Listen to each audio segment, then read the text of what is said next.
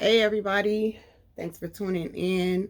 It's your girl CEO Chic, and I thought that I would get with y'all today just to speak with y'all for a second about Turo and the way that the car rental business is going for me, and what I've been doing lately when it comes to getting my cars, how I've been getting my cars, whether it's been cash, financing, and how that's been going.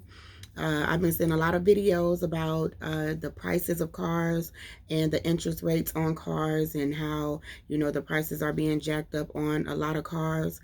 So I am really detailed about when I go and look at cars, the places that I go for cars, and the type of dealerships that I go to.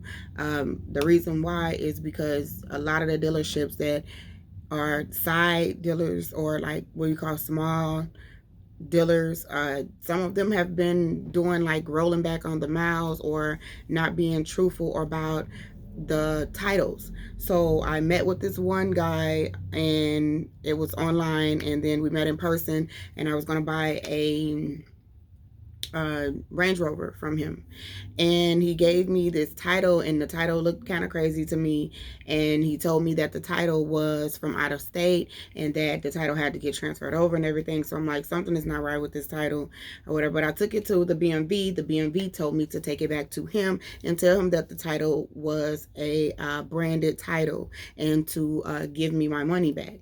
So that was the first time that I had a interaction with somebody like that, to where they tried to sell me a branded title knowing that it was branded, and then did not tell me and try to tell me that it was a clean title just from a different state. So that's why it looked funny.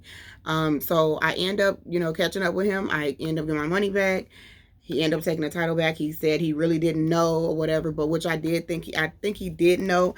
And one of the reasons why I think he gave it back to me is because I told him, gave him a message that the person at the BMV told me to tell him, and he was kind of quick to hurry up and give me my money back. And I think it had something to do with his citizenship or him getting in trouble in the U.S. and he didn't want to, so because he's not from the U.S. So he ended up giving it back to me or whatever. But then I seen him get on line and repost the same car and put the same information up, and like doing a whole little paragraph or whatever explaining about how the car is great and how the car has a clean title and all that. And it was so crazy. And I'm like, somebody's going to get scammed. Somebody is going to try to buy this, and he's pulling the same thing, and they're not going to, they probably don't do what I do. They probably don't have a car rental business or whatever. And so they're probably not going to get detailed into it, you know, just to find out like what's going on with the car. But I think the car was in a flood, and so like pieces, a piece missing off the back, like where it should be glued at, and that's what kind of caught my attention too. So yeah, I started to like report him or whatever and say something under the post, but I'm just like, hopefully, somebody, he don't do that and he let them know what the deal is. But yeah, that's how it's been around, when it comes to the cars. People trying to sell you cars that have branded rebuilt titles, saying that it's not rebuilt, or they're rolling the miles back on the cars. And I just had another situation where we went to meet a guy and near my company, and he brought the car, and we checked the car, went around the car. It was some things wrong with the car, but none that we couldn't, we was worried about. None I couldn't pay to get fixed. And so the miles was the car was older, and the miles was like way like low. So I'm like, just a minute, y'all. Let me go and get my phone so I can check some stuff. And then he got to looking like fidgety. He got to moving around and saying, can I close the trunk? Can I close the hood? It was kind of like he was getting ready to make sure he can hurry up and leave just in case we get mad or something like that. And so I checked the car. I did like a Carfax, and it told me that the miles was like over like 100,000 plus on what he had on the dash. So he had like 50 something on there, and the miles was already at like 160 something or something like that. And I'm like, that is crazy. Like, it's saying that the miles is not right. And he blamed it on his mother taking it to a place to get the car fixed, and they must have rolled the miles back and didn't tell him or something like that. So some lying shit or whatever.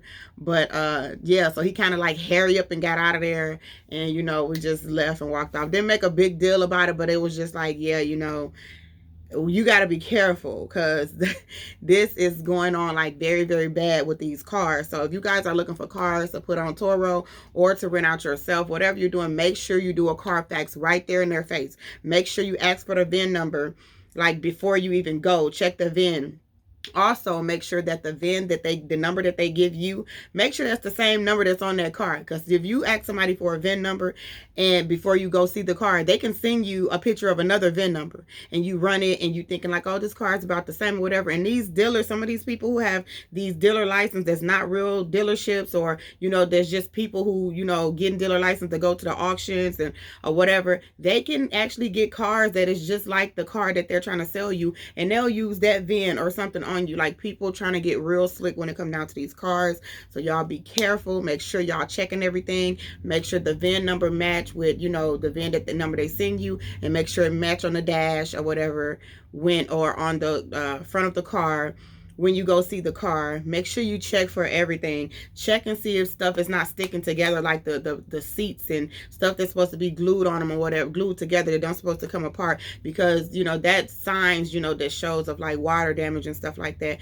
Just make sure that y'all are careful, because I was lucky to get my money back when it comes to the Range Rover, because that guy could have disappeared and I would have been stuck with that title, and I would have been stuck with not having a car that can go on Turo. So I would have just had to try to resell it, but be truthful and resell it. So that probably wouldn't have went too good. But yeah, so just make sure y'all careful. And I do have more vehicles. I did just get two in one day a couple days ago. A Mercedes-Benz, a E-Class, and I got a Honda Cross Tour. I think that's what it is. Both of them are amazing. I love both of them. And yeah, I got them in the same day. I went to a dealer, got both of them the same dealer in the same day, both finance. And if you guys want to know how I did that, just make sure you check out the next video that I'm going to post, which will be about those two vehicles that I just got. And I also will be showing you guys how my fleet have grown and what's going on with my fleet on the Turo app. So thank you guys for tuning in. I'll see you guys later.